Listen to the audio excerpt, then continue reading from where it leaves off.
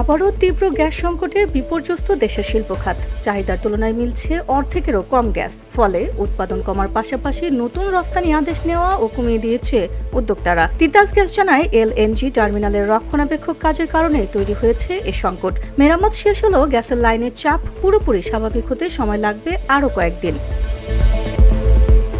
Gas সংকটে উৎপাদন কমেছে 15 থেকে 20%। এনজেড টেক্স গ্রুপের কর্ণধার ও বাংলাদেশ টেক্সটাইল মিল অ্যাসোসিয়েশনের সহসভাপতি সালেউজ্জামান খান জানান, তাদের কারখানায় প্রতিদিন 120 টন সুতা, 2 লাখ মিটার কাপড় রং এবং 2 লাখ মিটার ফিনিশড কাপড় উৎপাদিত হয়। প্রয়োজন 10 PSI গ্যাস চাপ, কিন্তু মিলছে মাত্র 4 থেকে 5 PSI। এতে উৎপাদনে বড় ধাক্কা লেগেছে। রূপগঞ্জ ও নারায়ণগঞ্জ এলাকায় পরিস্থিতি আরও নাজুক বলে জানান তিনি।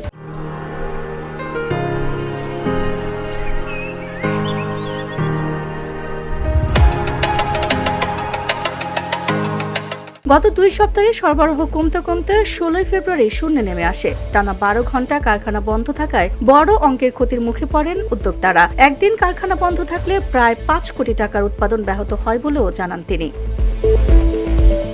তিতাসের তথ্য অনুযায়ী দৈনিক চাহিদা প্রায় 4200 মিলিয়ন ঘনফুটের বিপরীতে 16 ফেব্রুয়ারি সরবরাহ নেমে আসে 2250 মিলিয়ন ঘনফুটে। ঘাটতি দাঁড়ায় 1950 মিলিয়ন ঘনফুট। পেট্রোবাংলা জানিয়েছে, দেশে ভাসমান 2 এলএনজি টার্মিনাল থেকে সরবরাহ করা হয় 1100 million ঘনফুট gas.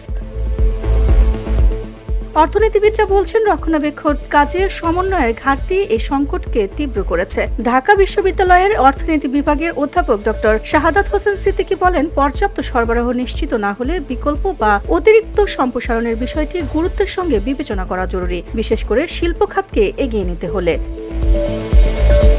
VOD Bangla news desk.